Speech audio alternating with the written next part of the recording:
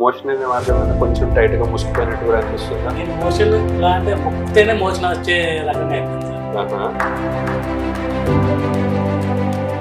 వాళ్ళు ఏదో చూసి విజువల్ సర్జరీ చేయాలని చెప్పారు.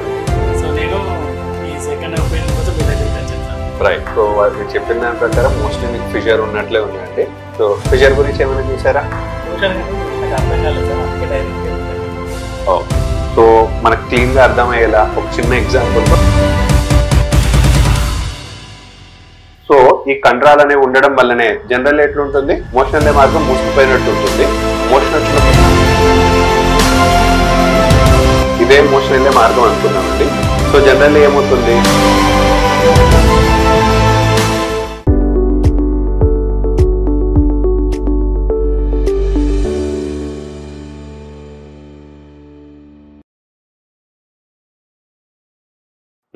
నమస్తే సార్.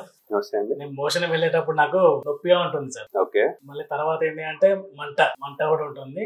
మోషన్ వెళ్ళొచ్చిన తర్వాత ఆ మంట అనేది ఇంకా 2-3 గంటలు అలాగే ఉండేది సార్. బ్లీడింగ్ ఏమైనా కదా అండి? ఫస్ట్ లో బ్లీడింగ్ అయింది సార్. ఇప్పుడు కొంచెం తక్కువ ఉంది.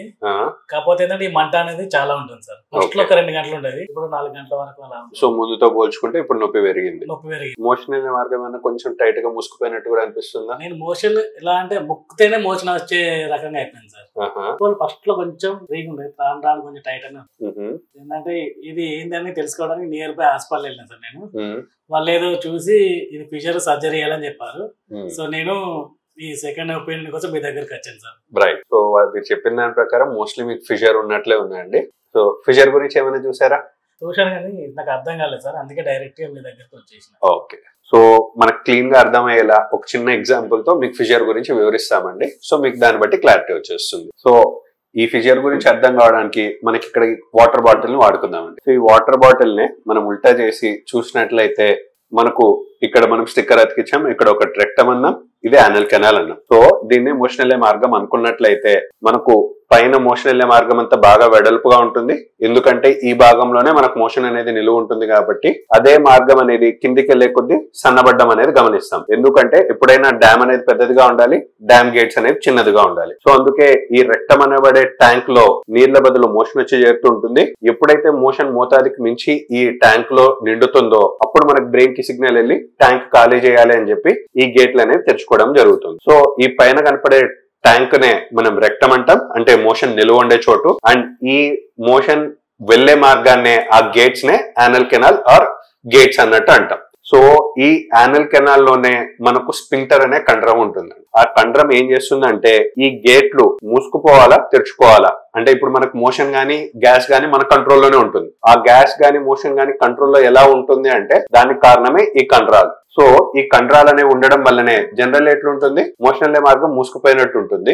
మోషన్ వచ్చినప్పుడు కొంచెం తెరుచుకుంటుంది, మళ్ళీ వెళ్ళిపోగానే మూసుకుపోతూ ఉంటుంది. సో కైండ్ ఆఫ్ ఇది ఒక రబ్బర్ బ్యాండ్ లాగా పనిచేస్తూ ఉంటుంది. సో ఇప్పుడు మీరన్నట్టే మీరు బాగా గుర్తు చేసుకున్నట్లయితే మీకు ఈ ప్రాబ్లమ్స్ అన్ని స్టార్ట్ అయిన రోజు మాత్రం మీరు మోషన్ విపరీతంగా గట్టిగా పోయి ఉంటారు. గట్టిగా పోయారా?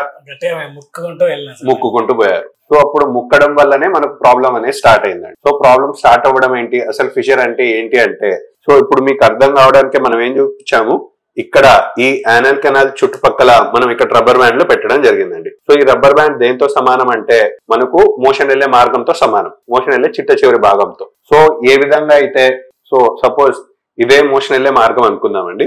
సో జనరల్లీ ఏమవుతుంది, మోషన్ వచ్చినప్పుడు ఒక లెవెల్ వరకు స్ట్రెచ్ అవుతుంది, వన్స్ మోషన్ వెళ్ళిపోగానే మళ్ళీ నార్మల్ కి వచ్చేస్తుంది.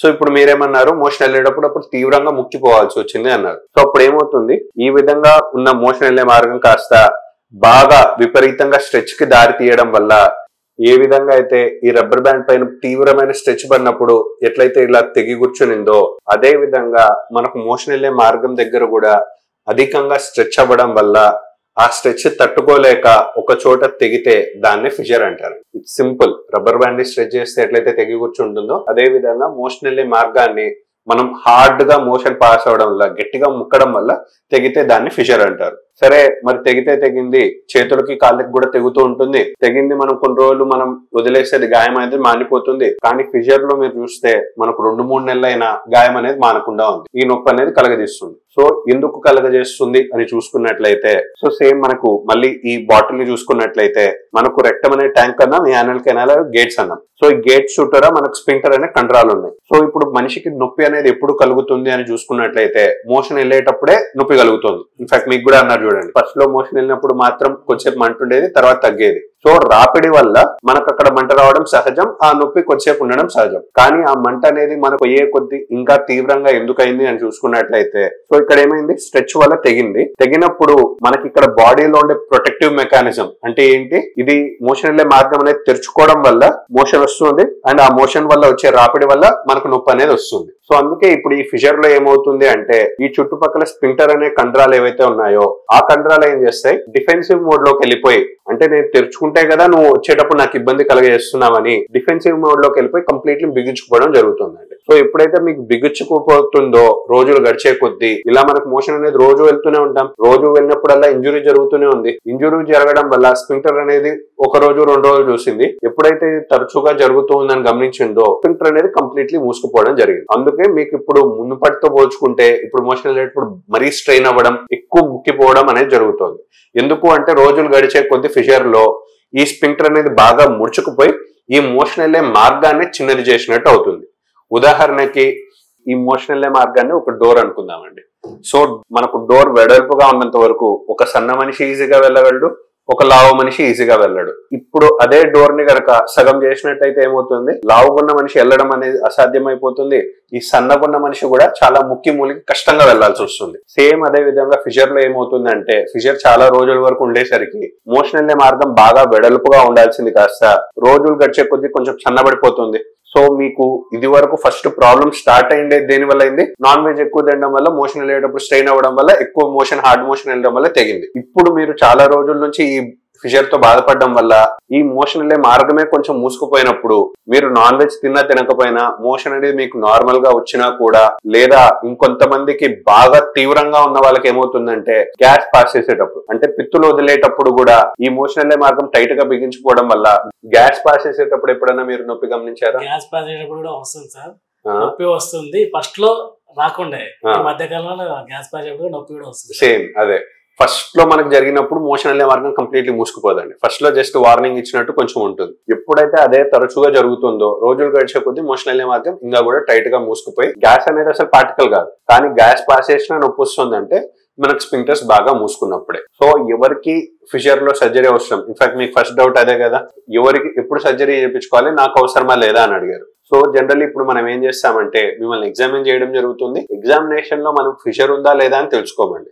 ఈ ఫిషర్ ఉండడం వల్ల మనకు మోషన్ వెళ్ళే మార్గం టైట్ అయిందా లేదా అని చూసుకోవడం జరుగుతుంది. ఎవరికి సర్జరీ అవసరం అంటే ఫిషర్ ఉన్న వాళ్ళకందరికీ కాదు, ఎవరికైతే ఫిషర్ ఉండి మోషన్ వెళ్ళే మార్గం టైట్ గా బిగించుకుపోయి మోషన్ వెళ్ళే మార్గం మూసుకుపోయింది, అండ్ కొందరికి గ్యాస్ పాస్ చేసినా కూడా ఎవరికైతే నొప్పి వస్తుందో వారికి మాత్రమే సర్జరీ అవసరం. లేదు అలా కాకుండా ఫిషర్ మాత్రమే ఉంది కానీ మోషన్ వెళ్ళే మార్గం మూసుకుపోలేదు అన్నప్పుడు మాత్రము వారికి మనం డైట్ చేంజెస్ తో పాటు కొన్ని మెడిసిన్స్ ఇచ్చి ఆ ఫిషర్ ని క్యూర్ అయ్యేలా చేసుకోవచ్చు. సో అందరికి ఫిషర్ లో ఉన్న సర్జరీ అవసరం అంటే 100% అవసరం లేదు, ఎవరికైతే మూసుకుపోయిందో వారికి మాత్రమే అవసరం. సో ఇప్పుడు మీ వరకు పక్కన వాళ్ళు చెప్పింది మేము నమ్మమండి. సో మా ఎగ్జామినేషన్ లో మీకు మోషన్ పోయిన మార్గం మూసుకున్నట్లు అయితేనే మీకు సర్జరీ అవసరం, లేదు మార్గం మూసుకుపోకుండా మనకు ఎగ్జామినేషన్ లో ఫ్రీగానే ఫింగర్ అంతా పాస్ చేయగలిగితే మీకు ఎట్టి పరిస్థితిలో సర్జరీ అనేది అవసరం లేకుండా డైట్ చేంజెస్ తో అండ్ మెడిసిన్స్ తోనే సర్జరీ చేయవచ్చు. సో మిమ్మల్ని ఎగ్జామిన్ చేసిన తర్వాతనే మనకు మీకు నిజంగా సర్జరీ అవసరమా లేదా అనేది డిసైడ్ చేయగలం. రైట్, క్లారిటీ వచ్చిందండి, అర్థమైందా? మీరు ప్రాక్టికల్ చూపించారు కదా సార్, చాలా బాగా అర్థమైంది. కాకపోతే ఏంటి అంటే మీరు ఒకసారి ఎగ్జామినేషన్ చేయండి, ఎగ్జామినేషన్ చేసిన తర్వాత సర్జరీ అవసరం కాదు, మూసుకుంటేనే సర్జరీ, మూసుకోకపోతే సర్జరీ ఏమీ అవసరం లేదు. రైట్.